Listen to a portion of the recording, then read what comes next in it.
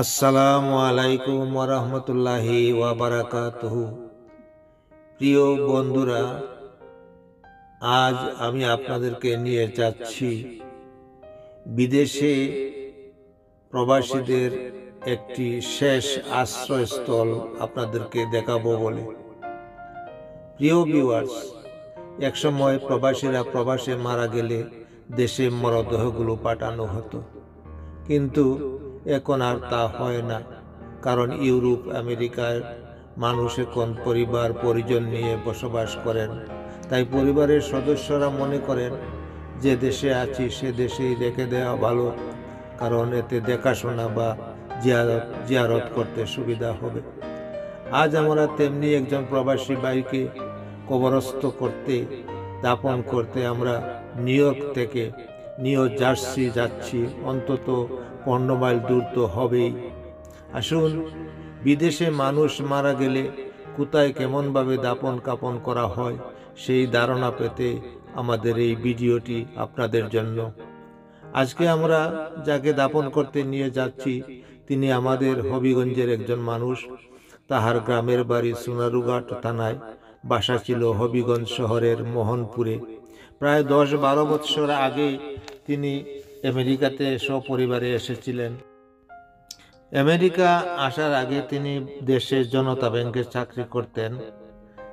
তাহার নাম মোহাম্মদ আব্দুল কাইয়ুম। তিনি নিউ ইয়র্কে আসার পরে কাজের পাকে পাকে সামাজিকতা ও সাংগঠনিক কাজে সদা নিজকে ব্যস্ত রাখতেন।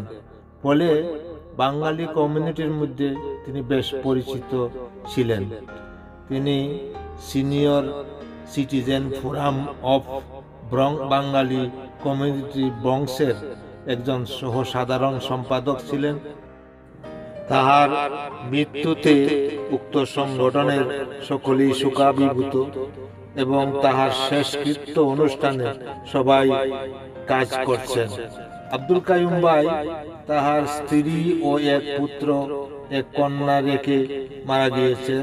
নিউ ইয়র্কের আনস্টাইন হাসপাতালে মারা যাওয়ার পর পার্কচেস্টার মসজিদে তাকে আনা হয় এবং এখানে গোসল কাপন পরিধান করে সযত্নে রাখা হয়। আজ শুক্রবার বাদ জুম্মা জানাজার নামাজ শেষ করে তাকে নিয়ে যাওয়া হচ্ছে নিউ জার্সির লাওয়ারেল কবরস্থানে। আমরাও আমাদের সংগঠনের সাধারণ সম্পাদক কাজী রবিউজ্জামান ভাইয়ের নেতৃত্বে আমরা 5 জন যাচ্ছি। আরো অনেকেই যাচ্ছেন নিউ জার্সি। আসুন, আপনারাও আমাদের সাথে থাকুন, দেখতে পারবেন বিদেশে মারা গেলে মানুষের শেষ আশ্রয়স্থল কোথায় এবং কিভাবে হয়।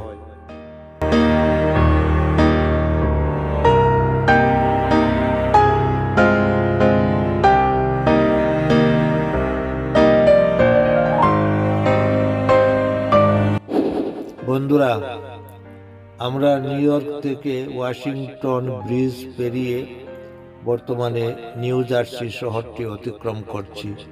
আমরা এগিয়ে যাচ্ছি, আপনারা আমাদের সাথেই থাকুন।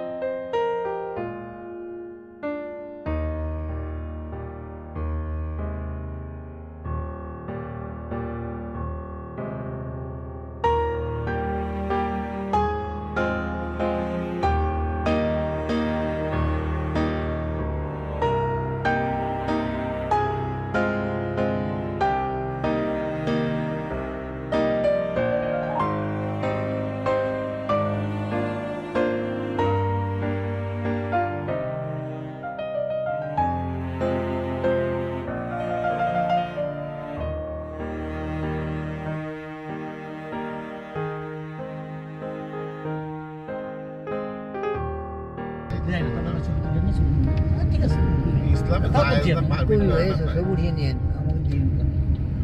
না এগুলা কি দেয় ইসলামে যখন ছবি তোলার তো সিস্টেমই জানে।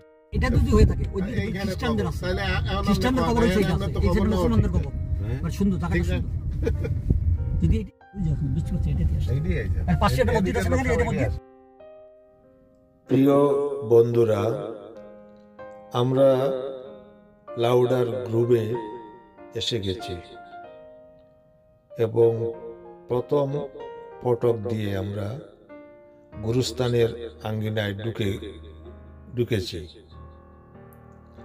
এখানে ঢুকে আমরা যা দেখছি, ফিউনারেল হাউসের মতো কয়েকটি ঘর এখানে রয়েছে এবং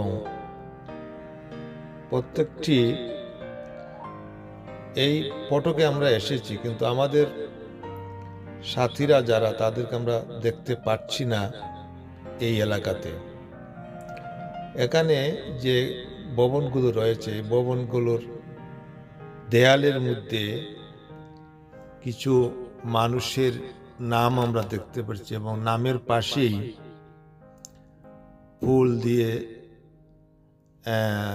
ফুলের পুষ্পস্তবক দেখতে পাচ্ছি। খালি ইউটিউবে দাও, আমার ছবিটাও দেন ভাই। বলে আমরাও যাত্রী পথের লাইনে আছি, পাইপ লাইনে আছি, আমরাও যাত্রী।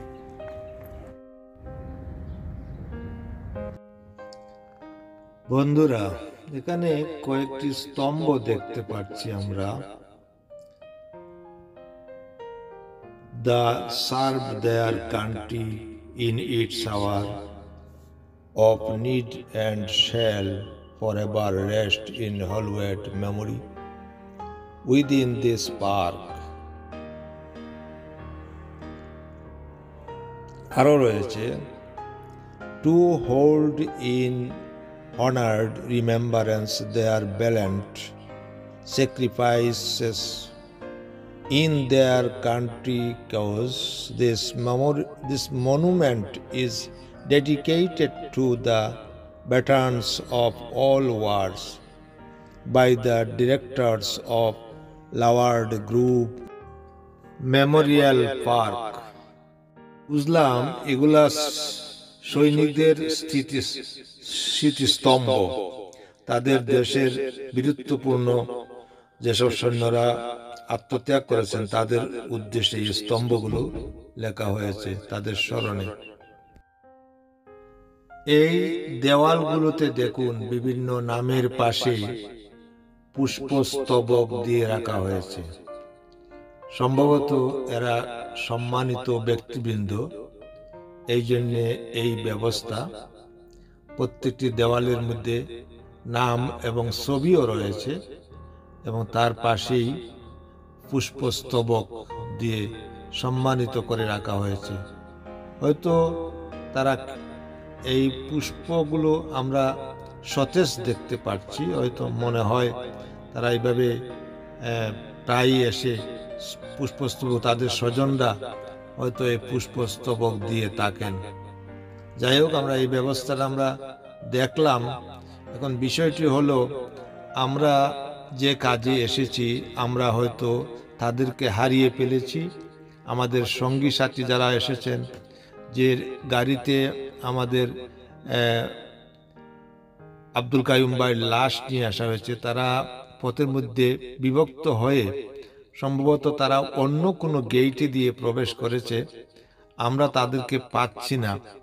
আমরা এখানে কিছু সময় আমরা ব্যয় করলাম এবং তাদেরকে আমরা চতুর্দিকে খুঁজুখুঁজি করছি, তাদেরকে আমরা পাচ্ছি না। ইতিমধ্যে টেলিফোনে যোগাযোগ করা হয়েছে, তারা আমাদেরকে আরেকটি গেইটের কথা বলেছে। এখন এই এলাকাটি এই যে গুরুস্থানের এলাকাটি, এটা বিশাল এলাকা। এখন আমরা তাদেরকে খুঁজতে গাড়ি নিয়ে বাহির হব, দেখি তারা কোথায় আছে। আমরা এখন খুঁজতে বাহির হব, কারণ এলাকাটি অনেক বড়। এটা সাধারণত এক প্রান্ত থেকে অন্য প্রান্ত দেখা যায় না। আর এই গুরুস্থানের কয়েকটি গেট বুঝি রয়েছে, যে কারণে তারা হয়তো সঠিক গেটে ঢুকেছে, আমরা হয়তো অন্য গেটে ঢুকে গেছি। যাই হোক, আমরা এখনই গাড়ি নিয়ে কুস্তে বাইর হব। বন্ধুরা, নিউ জার্সির দেলোয়ার এলাকায় সিল্কিন নদীর তীর ঘেঁষে এই লাউরাল গ্রুভ সিমেট্রি বা কবরস্থানটি, এতে 200 একর ভূমি নিয়ে 1856 সালে এই কবরস্থানটি প্রতিষ্ঠিত হয়। বন্ধুরা, আমরা এই কবরস্থানের মধ্যের রাস্তা ধরে অপর প্রান্তে এগিয়ে যাচ্ছি। আপনারা দেখতে পারবেন, দুই সাইডে তো দেখানো যাবে না, এক একটি সাইড করে আমি ক্যামেরা দিয়ে দেখাতে পারবো। আপনারা দেখতে পারবেন এখানে কত লক্ষ লক্ষ গুরুস্থান রয়েছে এবং মাঝে মধ্যে কোনো কোনো গুরুস্থানে, কবরস্থানে পুষ্প দিয়ে রাখা হয়েছে। আপনারা দেখতে থাকুন। অনেক বড় এলাকা, বিস্তর এলাকা নিয়ে গঠিত এই সিমেট্রি। 1856 সালে এই জায়গার মালিক জন কনক্লিন একটি ট্রাস্টি বোর্ড গঠন করে জমিটি হস্তান্তর করেন। 1881 সালে এই কবরস্থানকে ডেলে সাজানো হয় এবং সর্বজাতীয় কবরে রূপান্তরিত করা হয়। এখানে বর্তমানে খ্রিস্টান, বৌদ্ধিস্ট, মুসলিম সকল ধর্মের অনুসারী এই কবরস্থানে স্থান পাচ্ছেন। বন্ধুরা, 1856 আগে 1807 সাল থেকে এটি শুধু ছিল ক্যাথলিকদের কবরস্থান। 1856-তে এসে এটি রিফর্ম করা হয়। তবে কবরের জায়গা কিন্তু এখানে কেনা বেচা হয়ে থাকে। আমি যতদূর জানি, একটি কবর অর্থাৎ 3 ফুট বাই 6 ফুট এতটুকু জায়গার জন্য প্রায় $7,000 খরচ হয়ে থাকে। $7,000 টাকায় রূপান্তরিত করলে হয়তো 8 লাখ বা 8.5 লাখ টাকা হয়ে যাবে। তবে এখানে কবর খুঁড়ার জন্য মানুষ লাগে না। এখানে মাটি কাটার মেশিন দিয়ে 10 মিনিটের মধ্যে গর্ত করে দেয়া হয় এবং সেই গর্তে বাষ্পবন্দী লাশকে দাপন করে নেওয়া হয়। এতে খুব বেশি একটা সময় লাগে না, খুবই অল্প সময়ে কাজ সমাধা হয়ে যায়। আমরা কিন্তু এখনো তাদেরকে দেখছি না, আমরা কিন্তু খুঁজে বেড়াচ্ছি। আমরা বহু দূর চলে আসলাম, বহু লক্ষ লক্ষ কবরস্থান দেখলাম ডানে এবং বামে। আমরা আমাদের মানুষকে খুঁজে পাচ্ছি না, তারা বোধহয় আরো দূরে আছে। দেখি সামনে আরো যাব।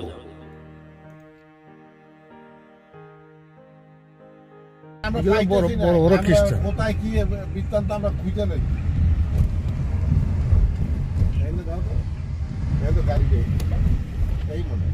না, এটা তো খ্রিস্টান।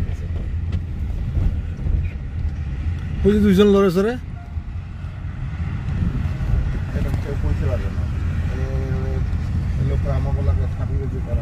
ওই একটা গাড়ি আছে। না, ওটা তো সাদাই।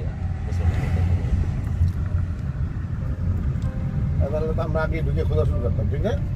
না না, যাইতে পারে না, নো ওয়ে ভাই। একটা খবর দেওয়া সহজ এত আড্ডা পাই না কোনো না, যতই দূরে হোক আমরা এখন পাওয়ার পর। ওই যে এরা কি থাকবে? না, এটা তো অন্য গ্রুপ। এটা তো মুসলমান। না, হ্যাঁ, সিনিয়র। এটা পুরানা মাটিতে ওই ই করতেছে। কবর জিয়ারত করতে গেছি। মাটি দেওয়া তো এত তাড়াতাড়ি হতে পারবে না। আমরা তো রান্না কোন দিকে এত বোঝা প্লট নাম্বার 19 তারা কি করতে পারবে? এটা পুরানটা।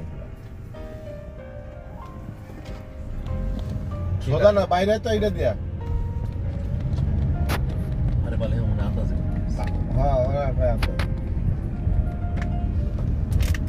আপনি পাগল বল তুই আরেক জায়গায় যা এটা এটা হচ্ছে পুরানো না স্যার, বুঝছো? এই সাইডে না, এই সাইডে হবেই না, এগুলো বহুত পুরানো। এই সাইডে হবেই না, একদম নির্ঘাত।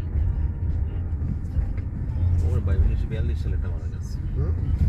1901 সালে, 100 বছর আগে। এই গাড়ি দেখ মাটি দিয়েছে মাটি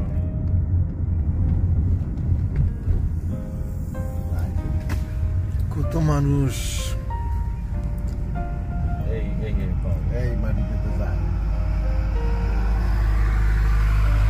Brother, we are looking for which side?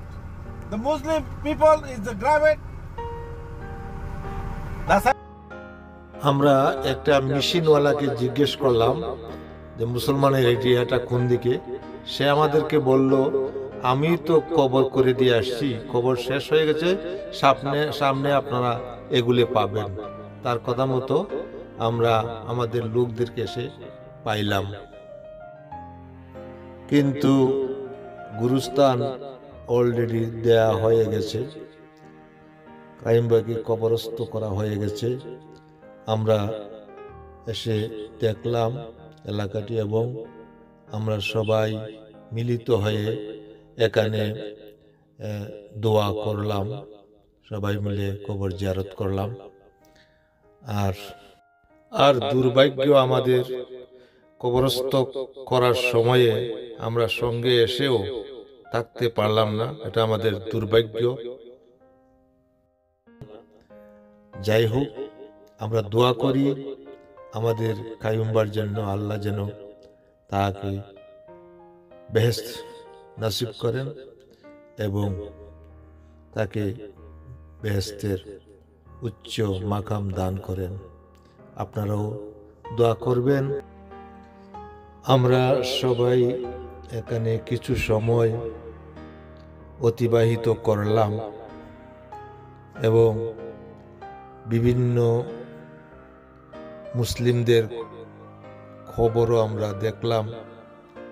এখানে বাংলাদেশের বা অন্যান্য দেশের মানুষেরও এখানে কবর রয়েছে, কারণ কবরে প্রত্যেকের নাম লেখা আছে, কারো কারো আবার ঠিকানাও লেখা আছে।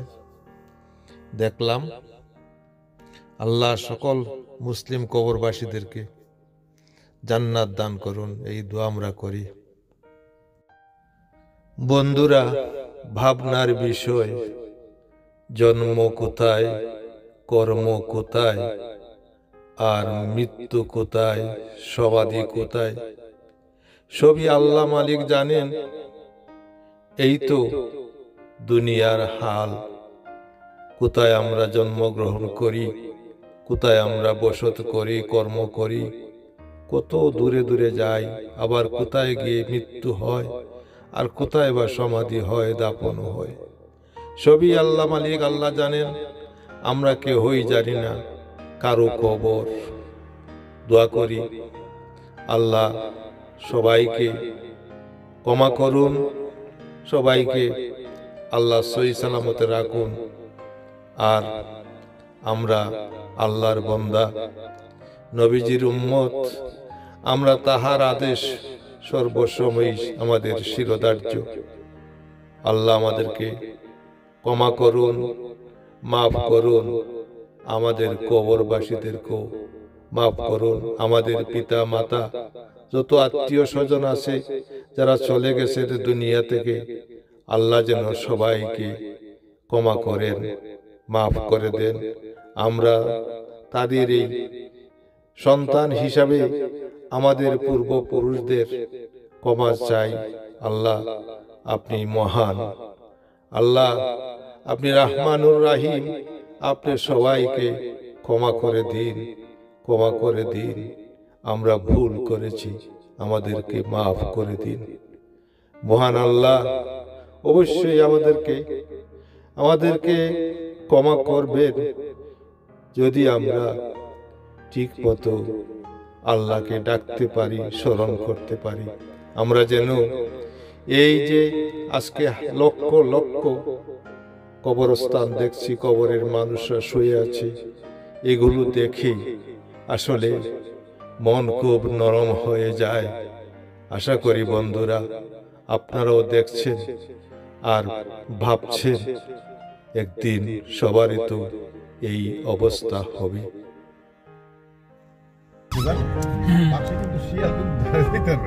আমি দেখলাম যে বাক্স দিয়ে ছুঁয়ে বেশি ভালো, বাক্স দিয়ে দেয় না, আমাদের যে সময় লাগে ওই যে ওখানে বাঁশ দেয়, চাটাই দেয়, হ্যাঁ এইটার নাই। আর একবারই নামায় দিল।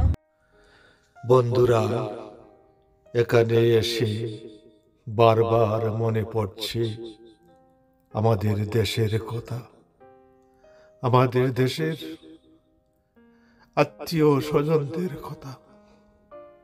আজ বহু দূরে রেখে এসেছি আমাদের পিতা মাতা, আত্মীয় স্বজনদের। বহু গুরুস্থানে তারা ঘুমিয়ে আছেন, জানি না কে কেমন ভাবে আছে। আল্লাহ তুই ভালো রেখো আমাদের পিতা মাতা, আত্মীয় স্বজন যারা আছে তাদেরকে তুই ভালো রেখো, তাদেরকে তুমি ভালো রেখো, তাদেরকে তুমি ক্ষমা করে দিও, আমাদের সকলকে ক্ষমা করে দিও। এই দোয়া আজ অন্তর থেকে করছি মাবুদ, তুমি সকলকে মাফ করে দিও, সকলকে মাফ করে দিও। আমাদেরকে পাপ মুক্ত চলার তৌফিক দিও, আমরা যেন আমাদের নবীর হযরত মুহাম্মদ মুস্তাফা সাল্লাল্লাহু আলাইহি ওয়াসাল্লামের দেখানো পথে চলতে পারি, সেই তৌফিক আমাদেরকে দিও আল্লাহ। আমিন আমিন।